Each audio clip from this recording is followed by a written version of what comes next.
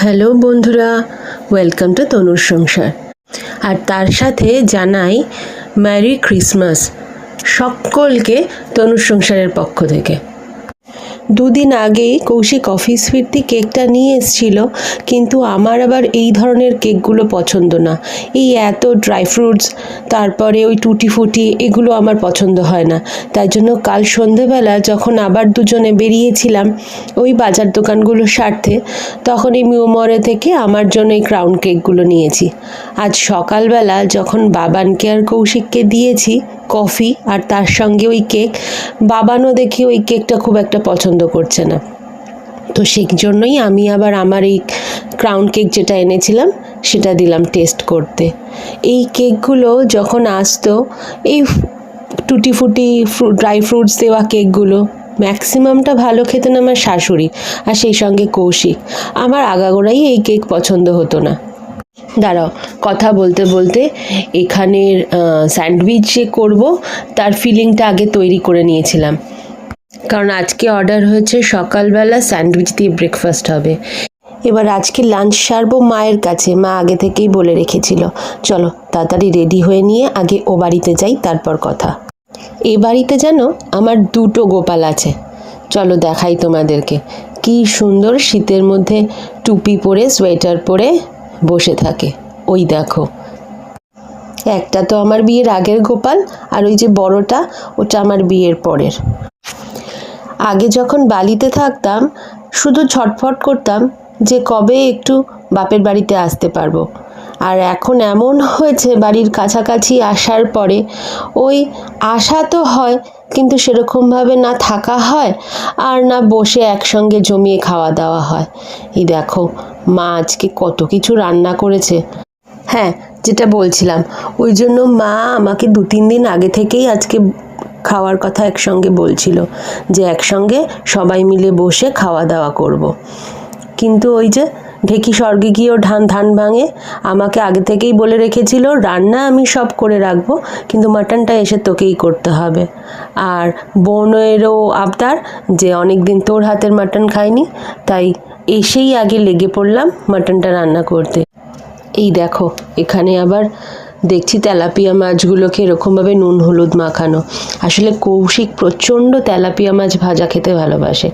ডাল হলেই আগে যখন এখানে আসতো, মানে বাড়িতে আমরা যখন থাকতাম, এখানে যখন মায়ের কাছে আসতো, মা কিছু রান্না করুক আর না করুক, মানে সে যদি কৌশিক রাত্রির বেলাতেও আসতো তো তাও আমি মাকে দেখতাম এই তেলাপিয়া মাছ গরম গরম ওকে ভেজে দিতে। দেখো তোমাদের সঙ্গে গল্প করতে করতে মাটনটা ম্যারিনেটও হয়ে গেছে, আর এবার চাপিয়ে দিই। আর আমি জানো তো কী করি, এটা আমার শাশুড়ি শিখিয়েছিলেন।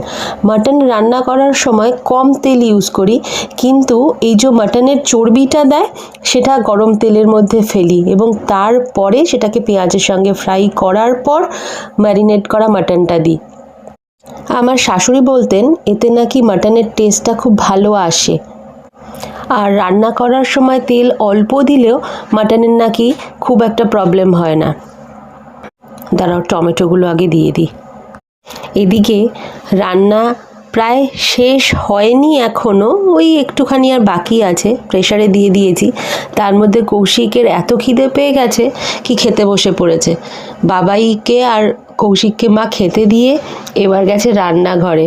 আমি নাকি খুব দেরি করিয়ে দিয়েছি, এবার তাই নিয়ে গজর গজর এই যে শুরু করে দিয়েছে আমার ওপরে। কি না আমি নাকি কৌশিককে খেতে দিতে দেরি করে ফেলেছি, বোঝো কাণ্ড। আসলে আজ এখানে আসবো বলে অনেক সকাল সকাল যেহেতু কৌশিক ব্রেকফাস্ট করেছিল, ওই জন্য সত্যিই খিদে পেয়ে গেছে। আর ও বাড়ি থেকে সেরে আস্তে আস্তে আমারও এদিকে দেরি হয়ে গেছে। যাই হোক, এই সমস্ত পর্ব সেরে বিকেলবেলাটা আমি আর কৌশিক আর বাবান একটু এসছিলাম স্পেন্সার্সে। এটা আবার একদম আমার মায়ের বাড়ির কাছাকাছি। এটা কি? আসলে আজ সকালবেলা বাবান বলেছিল মা চলো কোথাও যাই, যেহেতু আমাদের বাড়িতে আজকে খাওয়ার প্রোগ্রাম ছিল। ওই জন্যই বললাম যে ঠিক আছে, আজকে দিয়া বাড়িতে যখন খাওয়ার প্রোগ্রাম আছে তো আজকে ওখানেই যাই, আর বাইরে কোথাও বেরোবো না। আর এদিকে যা ঠান্ডা পড়েছে, কিন্তু শর্ত একটাই ছিল যে আজকে যে নতুন হইচইতে সিনেমাটা বেরোচ্ছে ফেলুদার, সেটা ও দেখবে, আর তার সঙ্গে আমাকে ঘরেই সিনেমা হলের ভাইবস আনতে হবে। তো ঠিক আছে, ওই জন্যই আমাদের স্পেন্সার্সে যাওয়া। তো গিয়ে এই চিকেন বলগুলো কিনে এনেছে, যাতে এক্ষুনি সিনেমা যখন অন হবে তখন এগুলো খেতে পারবে। কি হয়েছে? এসো, ঠান্ডা লাগছে? ঠান্ডা লাগছে তোর?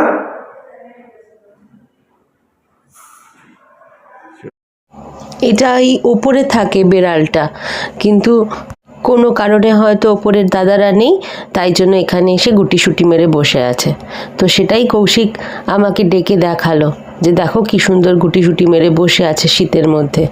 চলো, এগুলো ভাজাও হয়ে গেছে, আর এই প্রন পাঁপড় কটা ভাজবো, তাহলেই হয়ে যাবে। এই পাঁপড়টা আবার এখানে পাওয়া যায় না, এটা একমাত্র নিউ মার্কেটে পাওয়া যায় এই প্রন পাঁপড়টা। আর এদিকে এই গন্ধে দেখো চলে এসছে। এটা হলো আমার বাড়ির আর একটা ছোট বিড়াল।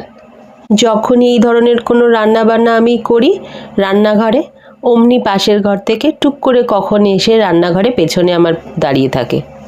চলো, আমাদের রেডি, এবার বসবো সিনেমা দেখতে। আজ আসি, আবার দেখা হবে পরে, টাটা।